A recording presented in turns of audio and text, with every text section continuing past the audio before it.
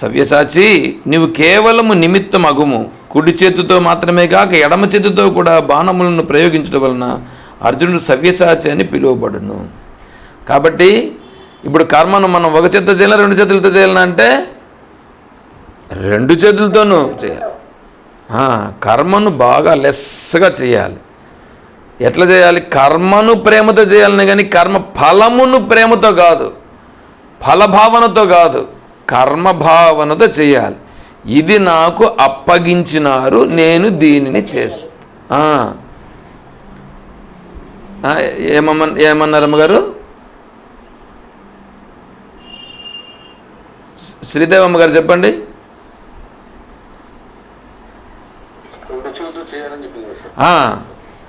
మనం చేసే కర్మని ఖచ్చితంగా, అవును, కర్మను ఖచ్చితంగా నేను చేస్తాను, ఈశ్వరాజ్ఞగా నేను చేస్తున్నాను అని మనం చేయాలి. పైగా ఇంకోటి ఏంటంటే, దీన్ని ఇంకొక రకంగా కూడా మళ్ళీ చెప్తాను చూడండి. ఏమండి, నీ చేతులు కర్మ చేస్తున్నాయంటే చేతులు కర్మ చేస్తున్నాయా, చేతులకు ఆ కర్మను చెయ్యమని ప్రేరేపిస్తున్నటువంటిది వెనకాల ఒకటి ఉందిగా. చేతులే సహజంగా కర్మ చేయటం లేదు. తర్వాత కన్నులు సహజంగా చూస్తున్నాయా, వెనకాల ఉండేదాన్ని ప్రేరణ వలన చూస్తున్నాయా? మనస్సు ఏదైనా సంకల్పిస్తూ ఉందనంటే మనస్సే సంకల్పిస్తూ ఉందా, లేదా వెనకాలన్నటువంటి దాని వలన ఇది ఇప్పుడు సంకల్పిస్తూ ఉన్నదా? నేను రెండు మూడు చెప్పాను, మీతో అన్నీ కూడా చూసుకోండి. ఏదైనా జరగాలంటే వాటంతట అవేమైనా చేయగలుగుతాయా? అవి చేయలేవు, అవి చేయవు కూడా. ఎందుకంటే అవి జడములు, అవి చెయ్యాలంటే వెనకాల చైతన్యాశ్రయమైతేనే చేస్తాయి. అంటే ఇప్పుడు వెనకాల ఎవరున్నారు? చైతన్యం ఉంది. ఆ చైతన్య సాన్నిధ్యములో నేను ఉన్నాను, చైతన్య సాన్నిధ్యంలో జరుగుతున్నాయి. అంటే వీటన్నింటికి వెనకాల ఉన్నటువంటిది ఎవరు? చైతన్యం ఉంది. అంటే చైతన్యం వలననే ఇక్కడ ఇవన్నీ జరగబడుచున్నవి. కాబట్టి నేను ఇప్పుడు ఏం చేయాలి? చైతన్య భావనలో ఉండాలనా, లేకపోతే ఈ శరీర భావనలో, ఇంద్రియాల భావనలో ఉండాలనా? లెక్కేసుకోండి. చైతన్య భావనలోనికి రావాల. అదే నిమిత్త మాత్రం అంటే అది. అంటే ఇవన్నీ పనులు చేస్తూ ఉంటే ఈ పనులు చేసేదానికి వీటి సామర్థ్యంతో చేయట్లేదు, వెనకాల చైతన్య ప్రభావము చేత ఇవి చేస్తున్నాయని ఉండుటయే సాక్షిత్వ భావనలో ఉండుట. అది ఏ నిమిత్త మాత్రము. సరే, నెక్స్ట్ 34వ శ్లోకం. చెప్పండి.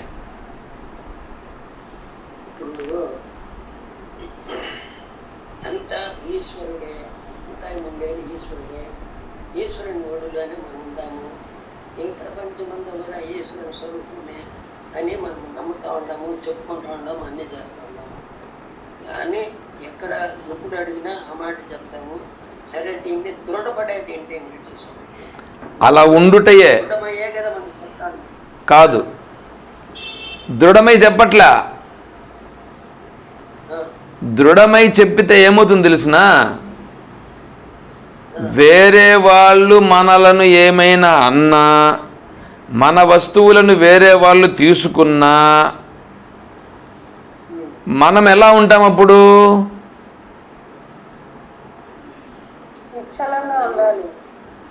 ఈశ్వరుడు తీసుకున్నాడు అనున్నామా? వేరే వాళ్ళు ఏమైనా మనల్ని అంటే ఈశ్వరుడు అంటున్నాడని ఉన్నామా?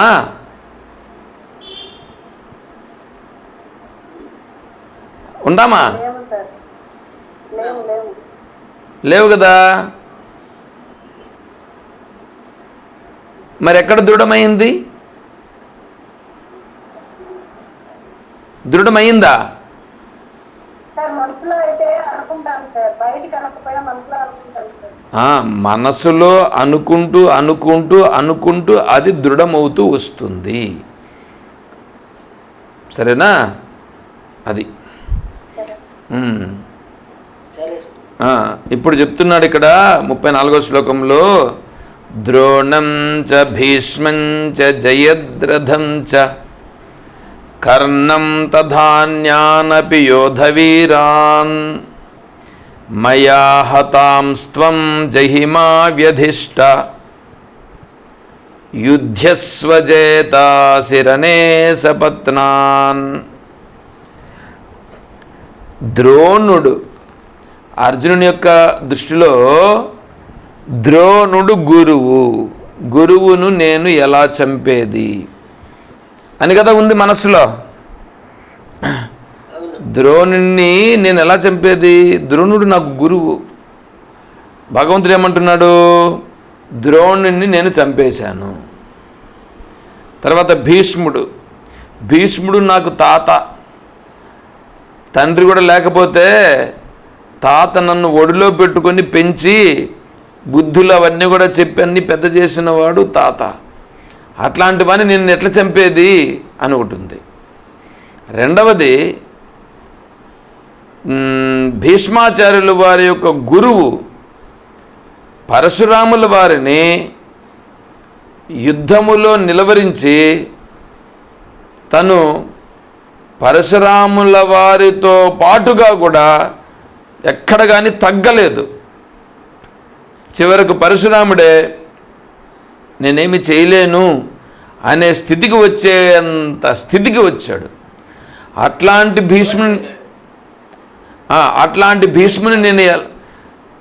భీష్ముని నేను ఎలా చంపేది అని ఉంది అర్జునుడికి మనస్సులో.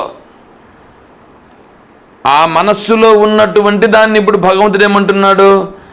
నీకు ఆ డౌట్ అక్కర్లా. భీష్ముని నేనేం చేశాను? భీష్ముని నేను చంపేశాను. ద్రోణుడు గురువు, ఆ ద్రోణుడిని ఎట్లా చంపేది ఉంది. ఆ ద్రోణుని కూడా నేను చంపేశాను. తర్వాత జయద్రథుణ్ణి చంపాలనంటే జయద్రథుని తలను ఎవడైనా నరికితే ముందు వీడి తల తెగి కింద పడుతుంది. ఎందుకంటే ఆ జయద్రథుని తండ్రి తపస్సు చేస్తున్నాడు. ఇతన్ని తలను గన ఎవరైనా నరికితే నరికిన వారి తల కింద పడేట్లుగా, ఆ నరికిన తల భూమిని తాకితే వీడి తల అప్పుడు పగిలిపోతుంది అని తపస్సు చేస్తున్నాడు జయద్రథుని తండ్రి. అట్లాంటి జయద్రథుని ఎట్లా చంపేది నేను అని లోపలుంది. అట్లాంటి వాడిని కూడా నేను చంపేసి ఉన్నాను ఆల్రెడీ. భగవంతుడు శ్రీకృష్ణ పరమాత్మ చెప్తున్నాడు. తర్వాత కర్ణుడు, అంతేకాకుండా జయద్రథుడు ఈశ్వరుని వద్ద వరములను పొందినవాడు. అటువంటి వరములను పొంది జయద్రథుడు యుద్ధరంగంలో ఉన్నాడు. సాక్షాత్ ఈశ్వరుడే అతనికి వరాలు ఇచ్చున్నాడు. అట్లాంటివన్నీ చంపాలంటే ఎక్కడ కుదురుతుంది? అట్లాంటి జయద్రథుని కూడా నేను చంపి ఉన్నానని భగవంతుడు చెప్తున్నాడు. తర్వాత కర్ణుని దగ్గర ఉండేటువంటి ఆయుధాలు ఎలా ఉన్నాయంటే, పరశురాముల వారి వద్ద నేర్చుకున్నటువంటి అతనే ఇతను కూడా. కర్ణుడు, ద్రోణాచార్యుడు, భీష్మాచార్యుల వారు ముగ్గురు కూడా పరశురాముని యొక్క శిష్యులే. వాళ్ళు ముగ్గురు సామాన్యమైన వాళ్ళ, అసలు లోకమునే గడగడలాడించేటువంటి వాళ్ళు. అట్లాంటి వాళ్ళను నేను ఆల్రెడీ చంపేస్తున్నాను. పైగా కర్ణుని దగ్గర ఆయుధం ఒకటి ఉంది, ఇంద్రుడు ఇచ్చాడు. ఆ ఆయుధమును ప్రయోగిస్తే నువ్వు ఎవరినైనా సరే, ఎవరిపైనైనా సరే అది వెనక్కి రాకుండా ఉంటుంది. అది అంటే ఆ ఎదురుగా ఉండేటువంటి వాళ్ళను హతమార్చిన తరువాతే వెనక్కి వస్తుంది. అది ఆ ఆయుధం యొక్క గొప్పతనం.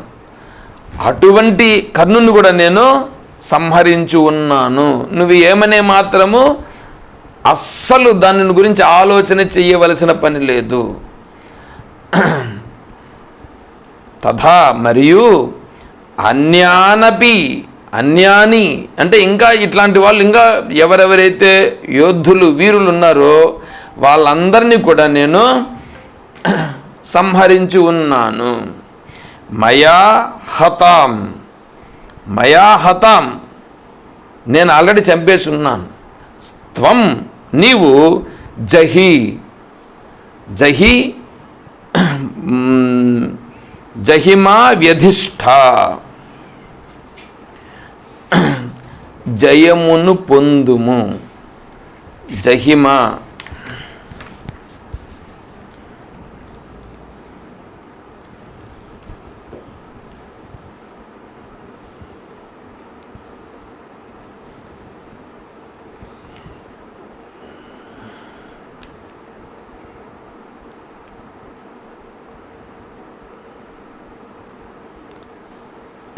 జహి నిమిత్త మాత్రేణ.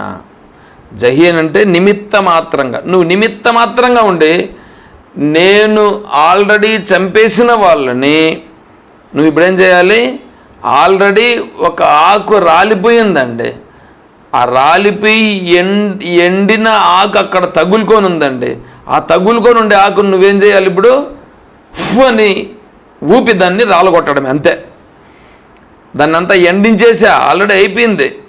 దానిని నువ్వు ఇప్పుడు నిమిత్త మాత్రంగా ఉండి నువ్వు యుద్ధం చేసినట్లుగా చేసి వాళ్ళను సంహరించుము. జహిమా వ్యధిష్ఠ యుద్ధస్వ జేతాసి. నువ్వు యుద్ధము చేసి రణమునందు యుద్ధము చేయుము. సపత్నాన్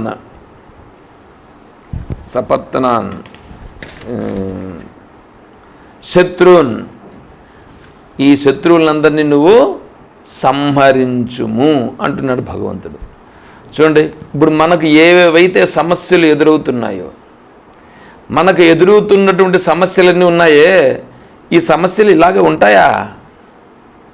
ఆ సమస్యలను ఆల్రెడీ భగవంతుడు నిర్దేశం చేసి పెట్టేశాడు. ఏ ఏ సమస్య ఎక్కడెక్కడ ఎలా ఎలా రావాలనో, ఏది ఏది ఎలా ఎలా పోవాలనో కూడా అన్నీ నిర్దేశించబడినాయి.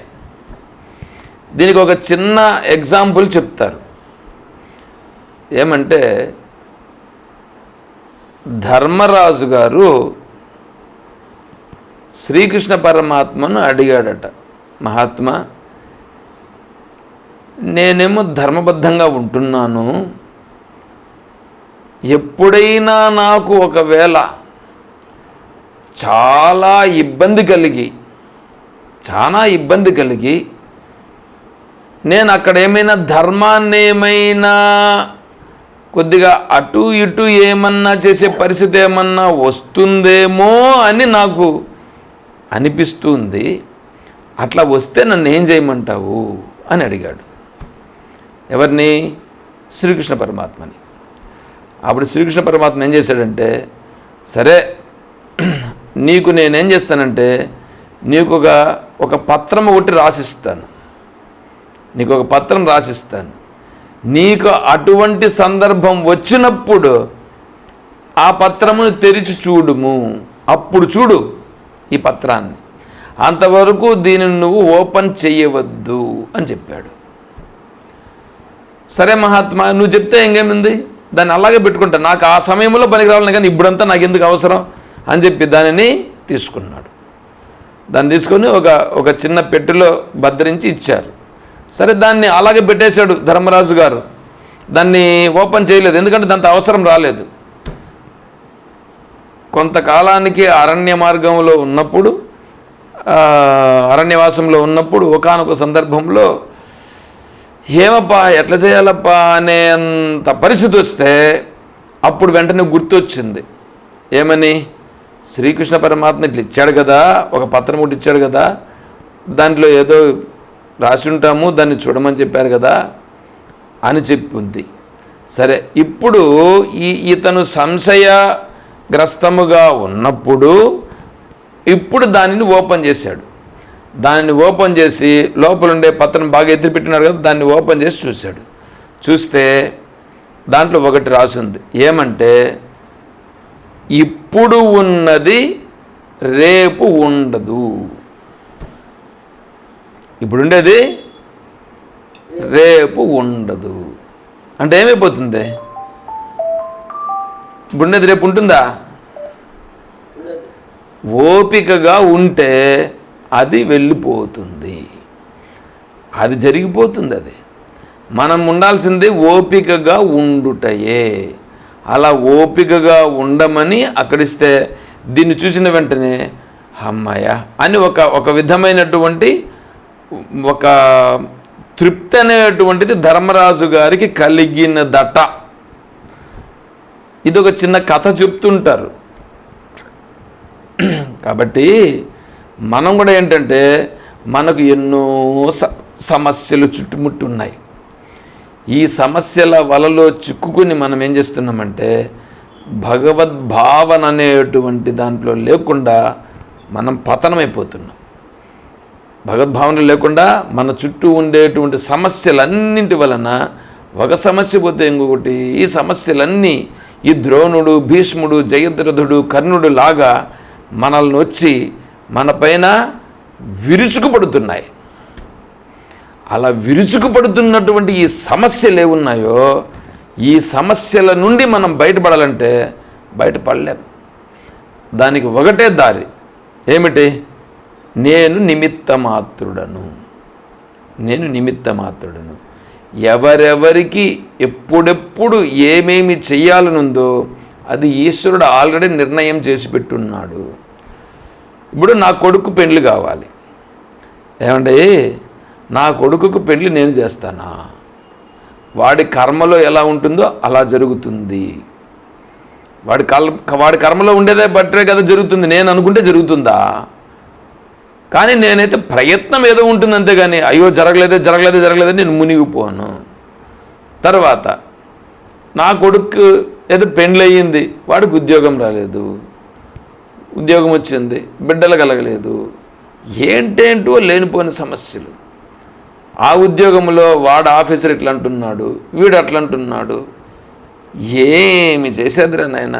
పోనీ ఇవన్నీ చేసుకొని వస్తే ఇంట్లో ఉండేవాళ్ళు ఈ విధంగా అంటారు, భార్య ఆ విధంగా అంటుంది, భర్త ఈ విధంగా అంటారు. ఇవన్నీ సమస్యలు ఎట్లుండారా నాయన. ఏందిరని అనుకుంటే ఎవరెవరి కర్మ అనేటువంటిది ఆ కర్మానుసారంగా వాళ్ళను నడిపిస్తున్నది. నేను ఇప్పుడు చేయాల్సింది ఏంటంటే నేను నిమిత్త మాత్రంగా ఉంటూ చూస్తూ ఉండుటయే. వాళ్ళతో చేసే వ్యవహారము శాస్త్రబద్ధంగా శాస్త్రంలో చెప్పినట్లుగా భగవంతుణ్ణి తలుసుకొని భగవద్భావనతో నన్ను ఏమి చేయమన్నాడో నేను అలా చెయ్యుటయే. నన్ను ఏమి చేయమన్నాడు అనే దానికి శాస్త్రమే ప్రమాణం. అలా ఉండుటయే నిమిత్త మాత్రముగా ఉంటే ఇవన్నీ నన్ను ఏమనే మాత్రము కదిలించలేవు. అప్పుడు శాంతిగా ఉండుట అనేది జరుగుతుంది, భగవద్భావన దృఢం కావడం జరుగుతుందని భగవంతుడు ఇక్కడ మనకు చాలా స్పష్టంగా చెప్పుచున్నాడు. అంటే మనకున్నటువంటి సమస్యలన్నింటినీ ఎలా ఎదుర్కొనవలయునో చాలా సులభముగా మనకు మార్గమును ఉపదేశించినాడు. ఈ విషయాలన్నీ ఇలా జరగగా అంటే ఇప్పుడు ఒక ఫైనలైజేషన్ అయిపోయిందిగా. ఏమిటి? భీష్ముడు, ద్రోణుడు, కర్ణుడు, జయద్రథుడు వీళ్ళందరూ హతమార్చబడినారు అనేటువంటి దాన్ని చెప్పేశారుగా, భగవంతుడు చెప్పాడుగా. దానిని ఎవరెవరు వింటున్నారు? ఇప్పుడు శ్రీకృష్ణ పరమాత్మ చెప్తున్నాడు, అర్జునుడు వింటున్నాడు. అర్జునునితో పాటుగా సంజయుడు కూడా వింటున్నాడు. ఏమంటే సంజయుడు ఉన్నాడా లేదా? ధృతరాష్ట్రుని దగ్గర కూర్చోన్నాడుగా. ఆ సంజయునికి దివ్య దృష్టిని ప్రసాదించినారు కదా వ్యాసుల వారు. కాబట్టి సంజయుడు వింటున్నాడు, అర్జునుడు వింటున్నాడు. ఇప్పుడు సంజయుడు ఆంజనేయుడు కూడా విన్నాడు. ఇప్పుడు ఇక్కడ సంజయుడు అంటున్నాడు ఏమంటే వీటికి యుద్ధ నిర్ణయం అయిపోయిందిగా. యుద్ధంలో ఇప్పుడు వీళ్ళందరూ చచ్చిపోతారు కదా, వీళ్ళందరూ చచ్చిపోతారు.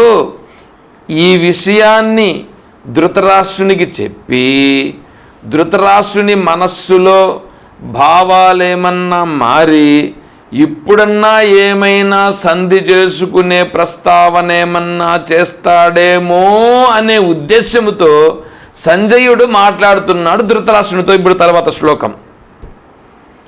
తర్వాత సంజయుడు మాట్లాడుతున్నాడు. దానిని మళ్ళీ మనం రేపు చెప్పుకుంటే ప్రయత్నం చేద్దాం. ఏమంటే ఇది మనకు భగవంతుడు చెప్తున్నటువంటి ఉపదేశం ఎట్లా ఉంది చెప్పండి. ఇదంతా బాగా వెనకాల ఏమేమి జరుగుతూ ఉందో అనేటువంటి విషయాన్ని బాగా చెప్పినట్లు లేదు స్పష్టంగా. అవును సార్. ఎంత స్పష్టంగా చెప్తున్నాడు చూడండి. మనం చెప్పండి. ఇప్పుడు మనకి సమస్య అనేది వచ్చింది, దాని పరిష్కారం కూడా ఆల్రెడీ ఉంటుంది. కాబట్టి మన తొందరపాటుతో మనం ఆలోచించడం అన్ని చేస్తాము. ఇలా కూడా అనుకోవచ్చు కదా సార్. నీ తొందరపాటు కాదు, నీ మనస్సు నీ కర్మానుసారంగా నువ్వేం చేస్తున్నావు అంటే నువ్వు ఉండలేక నీ వాసనానుసారంగా ప్రేరేపించబడి నువ్వు ఆలోచన చేసి అట్లా వెళ్ళిపోతున్నావు. అట్లా చెయ్యొద్దు. నిమిత్త మాత్రంగా ఉండు, ఈశ్వర భావంలో ఉండు, సాక్షిగా ఉండు. ఆడ జరగాల్సింది ఆల్రెడీ వాళ్ళ కర్మానుసారంగా జరిగే ఉంది. అక్కడ దాని పరిష్కారం ఆల్రెడీ ఉంది. నువ్వు ఆ పరిష్కారమును జరిగే అంతవరకు నువ్వు ఎదురు చూడలేకుండా నువ్వే ఏమేమో చేసి నువ్వే ఇబ్బంది పడుతున్నావని భగవంతుడు చెప్పడం. అర్థమైంది సార్. ఇంకా ఎవరైనా ఏమైనా ఉన్నాయా ప్రశ్నలు ఏమైనా? స్వామి ఒక చిన్న డౌట్ స్వామి. చెప్పండి గారు. వాళ్ళు చేసే వృత్తిలో ఏ వృత్తి అయినా చేసే వృత్తిని ఈశ్వరార్పణంగా చేస్తూ ఏదైనా తప్పులు జరిగినా అది పాపం రాదా? ఇప్పుడు ఈశ్వరార్పణంగా అంటే ఇప్పుడు నువ్వు చేస్తున్నది అదే కదా చెప్తా ఉండేది.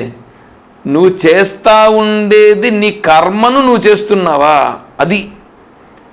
తప్పులు రావానంటే నువ్వు తప్పులు తెలిసి చేస్తున్నావా తెలియకుండా చేస్తున్నావా?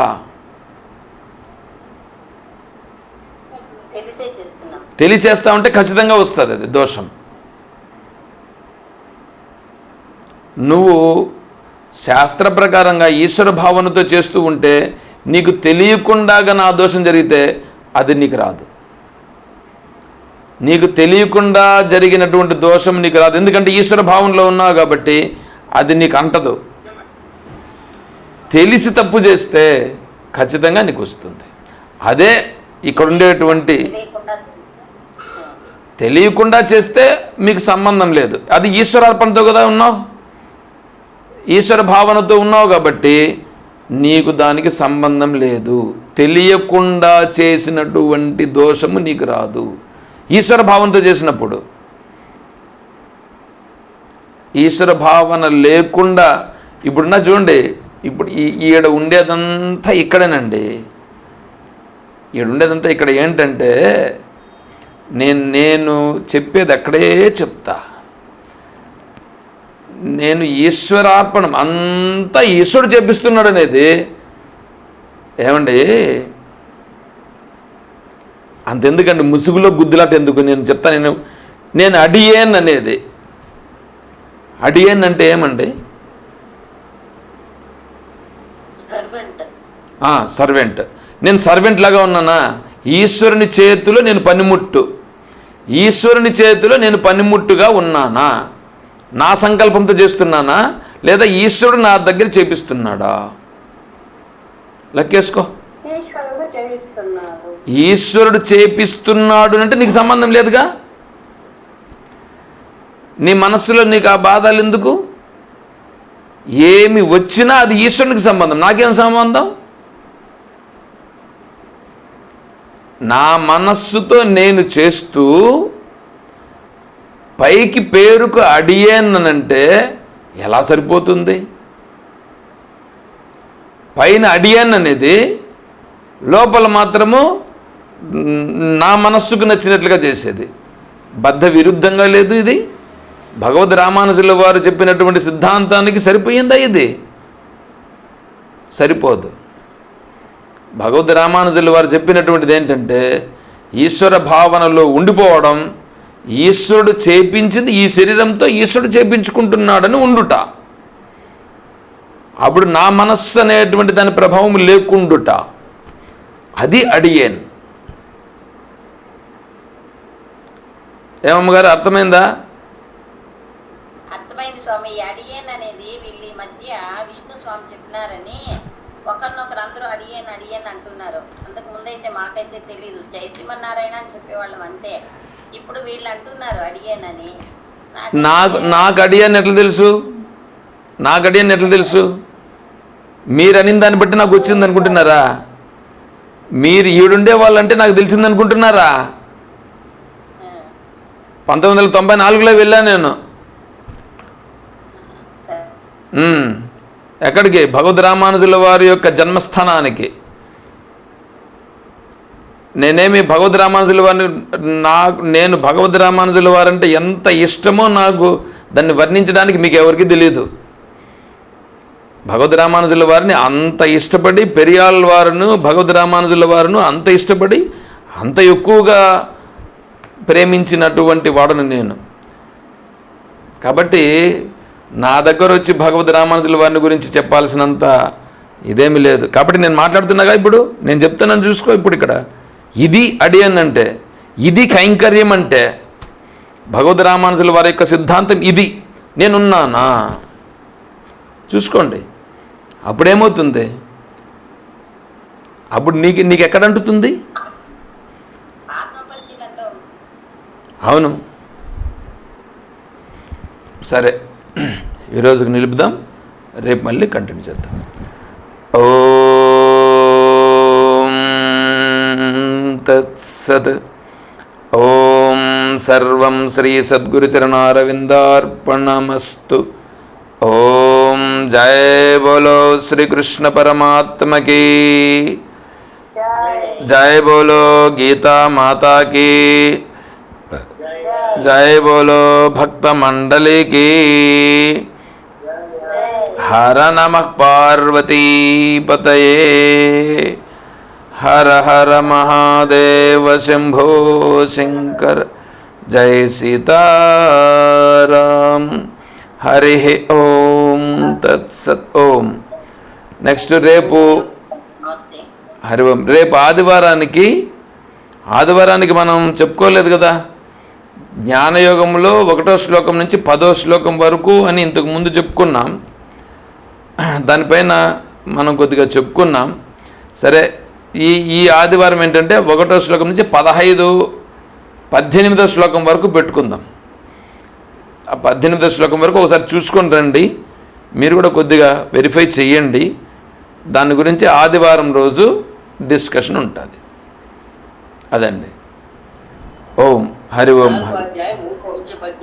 అవును, 1 నుంచి 18, 4వ అధ్యాయం. ఓం హరి ఓం హరి ఓం హరి ఓం.